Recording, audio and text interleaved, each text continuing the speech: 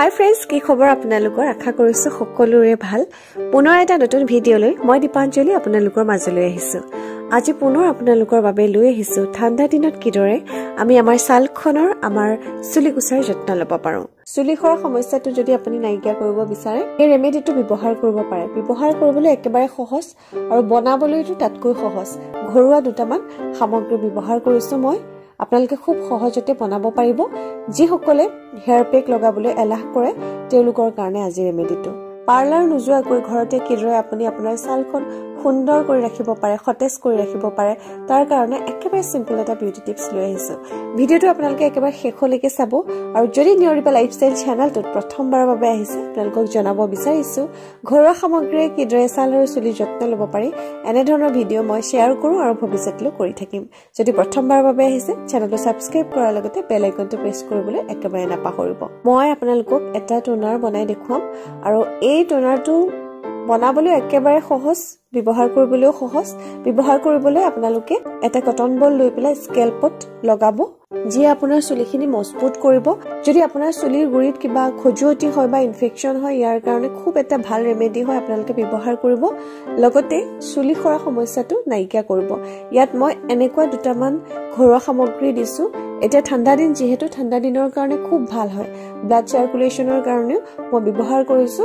চুলিৰ কাৰণে ৰেমেডিটো তৈয়াৰ কৰিবৰ কাৰণে মই লৈছো নিমপাত লৈছো।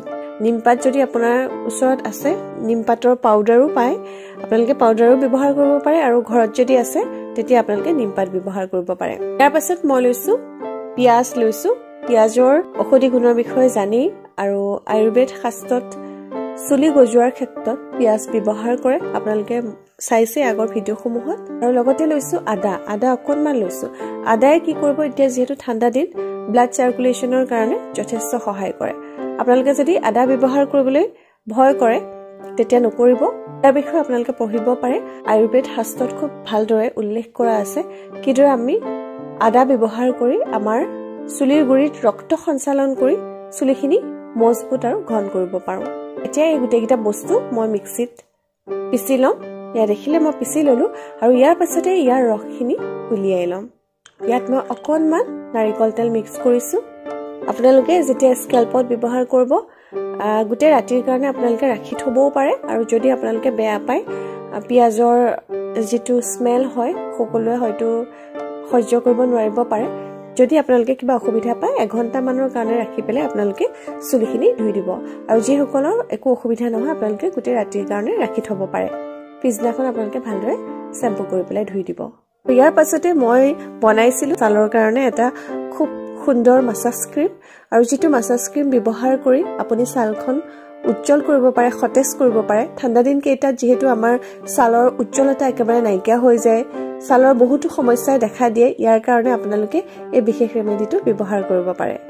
আপোনালোকে এই ৰেমেডিটো ব্যৱহাৰ কৰাৰ আগতে স্কিনখন খুব ভালদৰে ধুই ল'ব। ভাল ফেচ ৱাছ ব্যৱহাৰ কৰিব পাৰে, নহলে ঘৰুৱা ক্লিনজাৰো আপোনালোকে ব্যৱহাৰ কৰিব পাৰে। মই আপোনালোকক দেখুৱাই থৈছো কিদৰে আপোনালোকে ঘৰুৱাভাৱে ক্লিনজাৰ তৈয়াৰ কৰিও ব্যৱহাৰ কৰিব পাৰে। আৰু ভালদৰে যেতিয়া মুখখন ধুব, মুখখন ধোৱাৰ পাছতে আপোনালোকে এই ক্ৰীমটো স্কিনত ভালদৰে এপ্লাই কৰিব। যদি আপোনালোকে বেছি ভাল ৰিজাল্ট পাব বিচাৰে, প্ৰায় 10 মিনিটমানৰ কাৰণে আপোনালোকে মাছাজ দিব পাৰে। আৰু যেতিয়া মাছাজ দিব, তাৰ পাছতে আপুনি দেখিব স্কিনখনে যথেষ্ট গ্ল' কৰিব। এতিয়া বলক চাই লওঁ কিদৰে আমি এই ৰেমেডিটো প্ৰস্তুত কৰিম। এই ৰেমেডিটো প্ৰস্তুত কৰিবৰ কাৰণে আমাক লাগিব কল। মই এটা কল লৈছো, সৰু চাইজৰ। কলটো এইদৰে টুকুৰা টুকুৰ কৰি পেলাই কাটি লৈছো। আৰু ইয়াৰ পাছতে মই ব্যৱহাৰ কৰিছো মৌজোল। কলত যথেষ্ট মাত্ৰাত পানী পোৱা যায়। মৌজোলে আপোনাৰ ছালখন ময়শ্চাৰাইজ কৰাত সহায় কৰিব। যদি আপোনাৰ ছালখন শুকান হয়, তেতিয়া আপোনালোকে ইয়াৰ লগত আধা চামুচমান নাৰিকল তেল ব্যৱহাৰ কৰিব পাৰে। এতিয়া মই মিক্সিত ইয়াৰ এটা পেষ্ট বনাই ল'ম। আৰু এয়া দেখিলে আমাৰ ঘৰতে খুব সহজতে আমাৰ স্কিনত ব্যৱহাৰ কৰিবৰ কাৰণে ধুনীয়া এটা ক্ৰীম তৈয়াৰ হৈ গৈছে। আপোনালোকে এবাৰ ব্যৱহাৰ কৰি চাব আৰু কেনেকুৱা পালে মোক কমেন্ট বক্সত কমেন্ট কৰি ক'বলৈ নাপাহৰিব। ফ্ৰেণ্ডছ, কেনেকুৱা লাগিলে আজিৰ এই ভিডিঅ'টো মোক কমেন্ট কৰি ক'বলৈ নাপাহৰিব। যদি ভাল লাগিলে ভিডিঅ'টো প্লিজ লাইক কৰিব, যিমান পাৰে শ্বেয়াৰ কৰিব আপোনাৰ ফ্ৰেণ্ড চাৰ্কুলৰ মাজত। আৰু এটা নতুন ভিডিঅ' লৈ মই দীপাঞ্জলি পুনৰ আহিম আপোনালোকৰ মাজলৈ। আজিৰ ভিডিঅ'টো শেষ কৰিছো। ধন্যবাদ।